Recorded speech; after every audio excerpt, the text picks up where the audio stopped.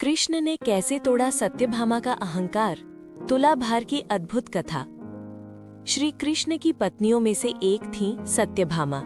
सत्यभामा अत्यंत सुंदर, साहसी और श्री कृष्ण से बहुत प्रेम करने वाली थी। लेकिन उन्हें अपने सौंदर्य, धन और इस बात का थोड़ा गर्व भी था कि श्री कृष्ण उनसे बहुत प्रेम करते हैं। एक दिन इसी अहंकार को दूर करने के लिए भगवान ने एक अद्भुत लीला रची। नारद मुनि का आगमन। एक दिन नारद मुनि द्वारका पहुंचे। सत्यभामा ने उनका आदर सत्कार किया। बातचीत के दौरान नारद मुनि ने सत्यभामा से कहा, देवी, यदि आप चाहें तो ऐसा व्रत कर सकती हैं जिससे अगले जन्म में भी श्री कृष्ण ही आपके पति बने। सत्यभामा तुरंत उत्साहित हो गईं। उन्होंने पूछा, मुनिवर, वो व्रत कैसे किया जाता है? नारद मुनि मुस्कुराए और बोले, इस व्रत में आपको श्री कृष्ण को दान करना होगा और फिर उनके वजन के बराबर सोना देकर उन्हें वापस पाना होगा। सत्यभामा को लगा कि ये तो बहुत आसान है, क्योंकि उनके पास असीम धन था। तुला पर श्री कृष्ण। सत्यभामा ने विधि के अनुसार पहले श्री कृष्ण को नारद मुनि को दान कर दिया। फिर एक बड़ी तुला यानी तराजू मंगाई गई। एक पलड़े में श्री कृष्ण बैठ गए और दूसरे पलड़े में सत्यभामा ने सोना, हीरे, मोती और अनगिनत रत्न रखने शुरू कर दिए। लेकिन आश्चर्य, इतना सारा धन रखने के बाद भी तराजू का पलड़ा श्री कृष्ण की ओर ही झुका रहा। सत्यभामा ने और धन मंगवाया और रत्न रखे, परंतु फिर भी तराजू संतुलित नहीं हुआ। अब सत्यभामा घबरा गई। उनका गर्व धीरे धीरे टूटने लगा। रुक्मिणी का एक तुलसी पत्ता। तभी वहां आई रुक्मिणी। उन्होंने स्थिति समझी और शांत भाव से भगवान के चरणों को प्रणाम किया। फिर उन्होंने तराजू के दूसरे पलड़े के पास गईं और वहां से सारे सोने चांदी के ढेर हटवा दिए और अपने हाथ में एक छोटा सा तुलसी का पत्ता लिया। उन्होंने आंखें बंद की और प्रार्थना की, हे प्रभु, यदि मेरा श्री कृष्ण के प्रति प्रेम सच्चा है तो ये तुलसी पत्ता सब धन से भारी हो जाए। जैसे ही तुलसी पत्ता रखा गया, तुरंत तराजू संतुलित हो गया। सत्यभामा का अहंकार टूट गया। ये देखकर सत्यभामा की आंखों में आंसू आ गए। उन्हें समझ आ गया कि भगवान को धन, आभूषण या वैभव से नहीं, बल्कि सच्चे प्रेम और भक्ति से पाया जा सकता है। श्री कृष्ण मुस्कुराए और बोले, भामा, मुझे पाने के लिए सोने की नहीं, प्रेम की आवश्यकता होती है। सत्यभामा ने विनम्र होकर रुक्मिणी और श्री कृष्ण से क्षमा मांगी। कथा का संदेश। भगवान को धन या शक्ति से नहीं पाया जा सकता। सच्ची भक्ति और प्रेम ही सबसे बड़ा धन है। अहंकार चाहे कितना भी बड़ा क्यों ना हो, भगवान की एक लीला उसे मिटा देती है। केवल एक ही नाम की गूंज सुनाई देती थी, श्री कृष्ण।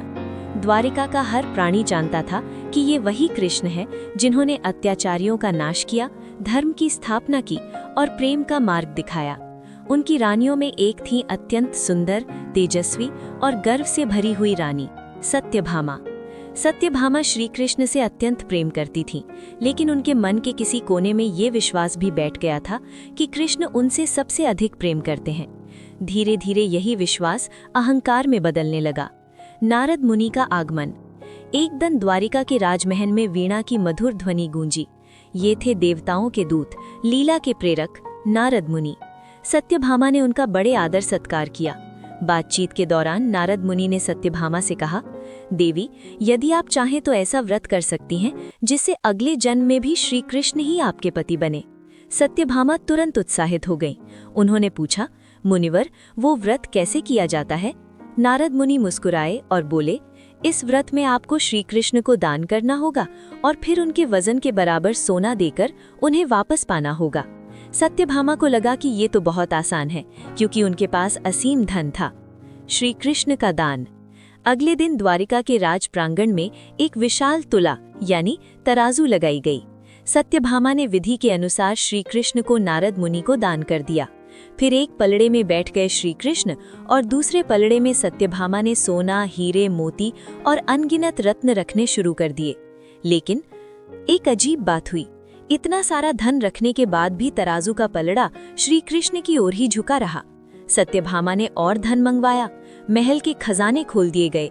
सारे आभूषण, मुकुट, रत्न सब तराजू में रख दिए गए। फिर भी कृष्ण का पलड़ा भारी ही रहा।